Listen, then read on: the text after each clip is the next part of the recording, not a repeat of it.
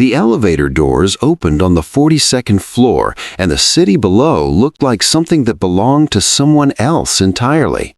Richard Holston stood at the head of the mahogany table, one hand resting flat against its polished surface, the other holding a pen that was worth more than most people's monthly rent. Around him sat 11 of the most expensive legal and financial minds in the state. Documents were fanned across the table in careful arrangements. Coffee sat steaming in porcelain cups. The skyline through the floor-to-ceiling glass burned gold in the morning light, and every single person in that room understood, without needing to be told, that they were witnessing the final minutes before a $40 million deal became permanent. Richard looked down the length of the table with the quiet satisfaction of a man who had spent 3 years building toward a single moment and could finally see it arriving. He clicked the pen once, slowly, deliberately, the way a conductor raises a baton before the first note. "Gentlemen," he said, "let's finish this." And that was the moment the door opened.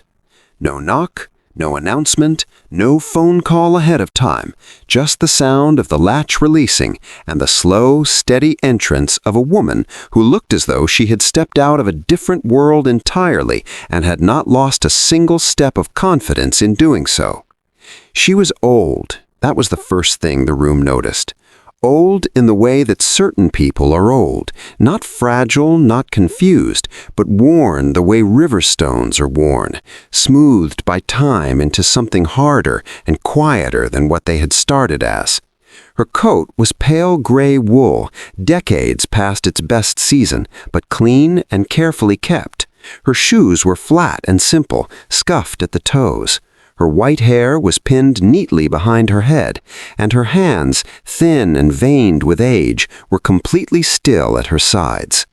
Her name was Evelyn Carter, but no one in that room knew that yet. The security guard behind her looked like a man who had made several decisions in the last 4 minutes that he was no longer sure about. "Mr. Holston," he started carefully, "she said it was urgent, and I told her the meeting was private, but I told him I wasn't leaving," Evelyn said simply, not unkindly, but in a tone that made it clear the matter had already been settled. She looked at Richard with calm, direct eyes. "2 minutes, Mr. Holston, that's all I'm asking for. 2 minutes before you sign anything on that table." The room shifted. Not loudly, quietly, the way a room full of powerful people shifts when something unexpected appears that they haven't yet decided how to classify. Richard studied her the way a man studies something he doesn't believe is a threat but isn't completely sure about yet. Then he leaned back slightly and smiled. 2 minutes, he said graciously. "Go ahead." She didn't thank him. She just began. "The Grayfield land deal cannot legally close today," she said. Her voice was unhurried and clear, the voice of a woman who had rehearsed nothing because she needed to rehearse nothing. Not because of anything your team did wrong, but because of something that was done wrong in 1961, before most of the people in this room were born. There is a clause in the original Grayfield deed, an easement agreement between 2 private landowners that was never properly resolved or discharged.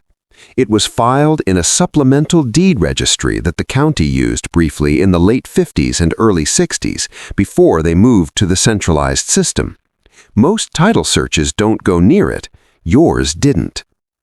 The room was quiet for exactly 3 seconds. And then the lawyers found their voices. Whitfield, the senior partner with 30 years of real estate law behind him and a reputation he guarded carefully, leaned forward. "Ma'am," he said, measured and patient, "we conducted a full title search on this property. Every recorded document going back to the original filing has been reviewed. If a clause of that nature existed and was unresolved, our team would have found it. Your team searched the main county system. The document isn't there. It's in the supplemental registry, Ledger 4, if I remember correctly, 3rd shelf from the bottom in the East Archive room." She paused. I remember because I helped my father carry that ledger the day it was filed." A different silence followed that one, colder, less comfortable. One of the younger lawyers leaned toward Whitfield and whispered something. Whitfield gave a short, dismissive shake of his head.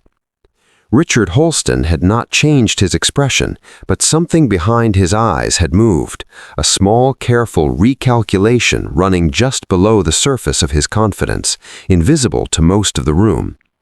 He set the pen down slowly on the table. "Mrs. she said, "Carter, Evelyn Carter." "Mrs. Carter," he folded his hands, "I understand that you feel strongly about this, and I'm going to treat what you've said with the respect it deserves. But my legal team has done their due diligence thoroughly and professionally. Whatever you believe you know about a 60-year-old Registry, I can assure you it has been accounted for." He gestured toward the door, gently but unmistakably. "You're welcome to contact whoever you need to contact. Nothing said in this room this morning will delay what we are about to do." Evelyn looked at him for a long moment. Not with anger, not with desperation, with something closer to patience, the deep, unshakable patience of a woman who had been carrying something heavy for a very long time and had learned, long ago, to carry it without bending. She reached into the pocket of her old gray coat and took out a phone. It was not a sleek or modern phone. Its case was worn smooth along the edges, the corners faintly discolored from years of handling. She found a number and pressed call. She held it to her ear. She waited, and then she spoke 4 words. "Tell him who's calling." She held the phone across the wide mahogany table toward Richard. He looked at the phone. He looked at her. He let out a short breath through his nose, the breath of a man performing patience for the benefit of an audience, and took it. He put it to his ear. What happened next lasted no more than 15 seconds, but those 15 seconds rewrote the entire morning. The smile left his face, not slowly, not gradually. It simply stopped existing, the way a light stops existing when you cut the power. The color shifted beneath his skin, not dramatically, not to anything anyone could point to specifically, but enough.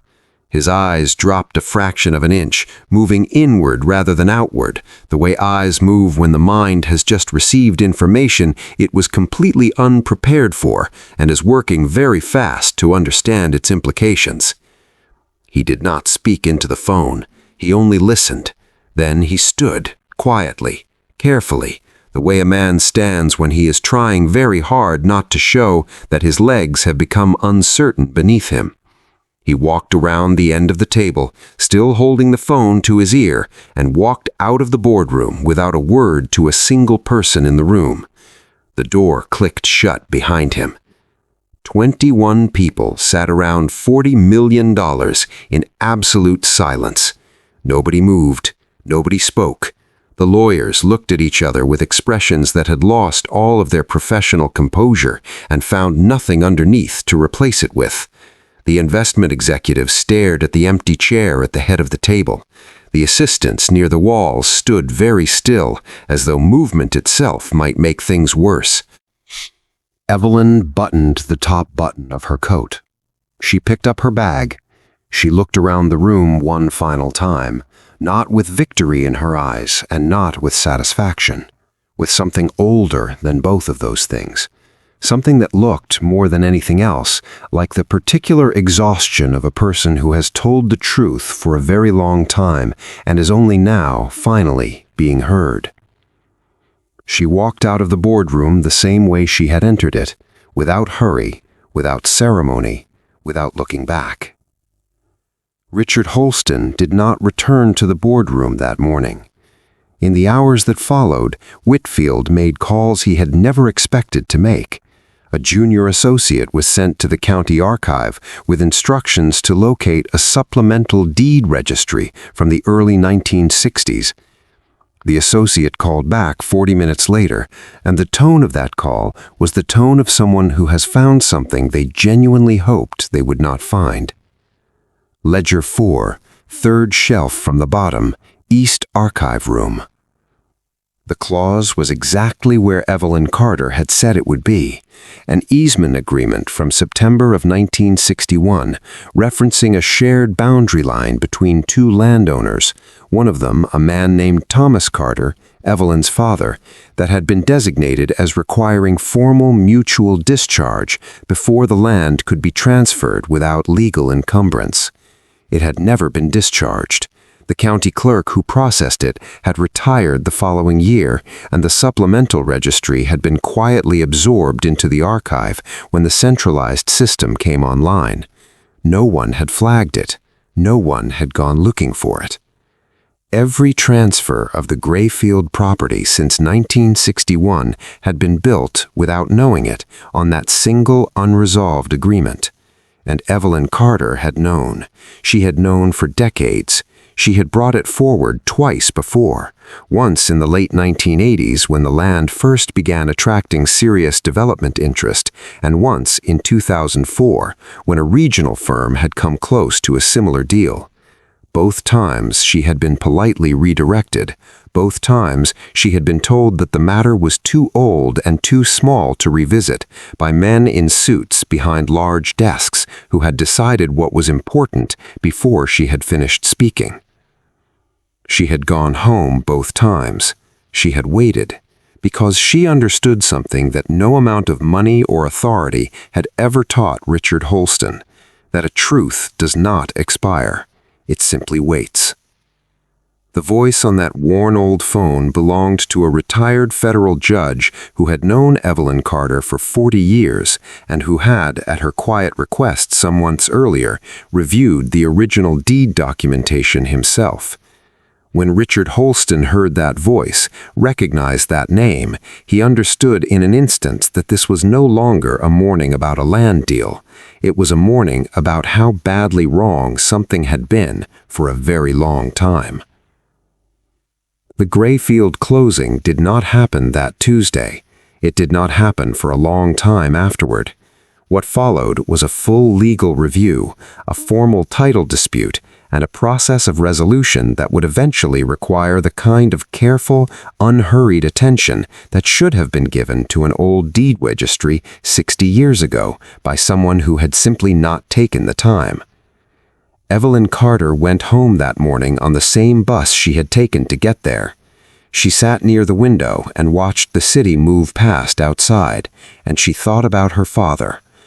Quiet man who had farmed that land for 30 years and believed all his life that what was written down honestly and filed properly was worth something, that it meant something, that it would mean something eventually, even if eventually took longer than it should. She thought he would have appreciated the morning, not the drama of it, not the power of it, just the simple, stubborn fact that the truth had finally been allowed to sit at the table. And that, in the end, was enough. There are rooms in this world designed to make certain people feel small before they have spoken a single word. Rooms built from marble and glass and money and the accumulated weight of unchallenged authority. And there are people in this world, quiet people, patient people, people in old coats and worn shoes who walk into those rooms anyway because they are carrying something that does not care about the decor. The most powerful thing Evelyn Carter brought into that boardroom was not information, it was not the phone call, and it was not the name of the judge. It was 60 years of patience in the service of something true. Never underestimate the quiet ones. If this story reached something in you today, if it reminded you that dignity needs no announcement, and that truth, no matter how long it is waited, never loses its power, then you already understand what this channel is about.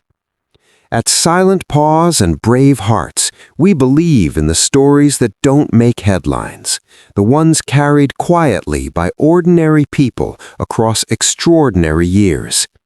If you haven't subscribed yet, please do.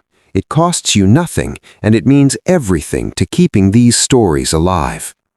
Share this one with someone who needs to be reminded today that patience is not weakness, it is simply truth with enough faith to wait. We'll see you in the next story. Until then, walk steady, speak truth, and never count out the quiet ones. The educational and moral value of this story. This story carries several layers of genuine value that reach far beyond entertainment. It teaches that appearance is never a measure of credibility. Evelyn is dismissed the moment she walks in because of how she looks, and this reflects a bias that exists in business, law, medicine, and daily life. Her story challenges viewers to examine their own assumptions before they become costly mistakes. It demonstrates that legal and institutional systems, however sophisticated, are not infallible. A real deed registry oversight of this kind is entirely plausible, and the story educates viewers on how historical documentation errors can have long-reaching consequences in property law and land ownership, a practical lesson for anyone who owns or plans to purchase real estate. It illustrates the virtue of patience as an active, disciplined force. Evelyn does not give up. She waits, prepares, and chooses her moment with care. This models a kind of quiet perseverance that is deeply undervalued in a world that rewards speed and noise. It affirms that truth, properly documented and patiently preserved, has lasting authority.